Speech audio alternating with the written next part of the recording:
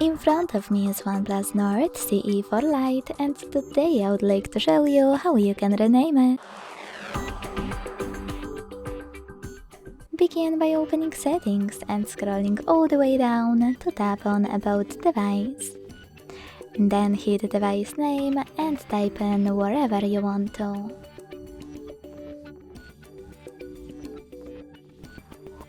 In my case, Sunny. Now to save your changes, hit save in the pop-up and wait. As you can see, after a couple of seconds, name of my device has changed. Thanks so much for watching. If you enjoyed this video, leave a like, comment and subscribe. Bye!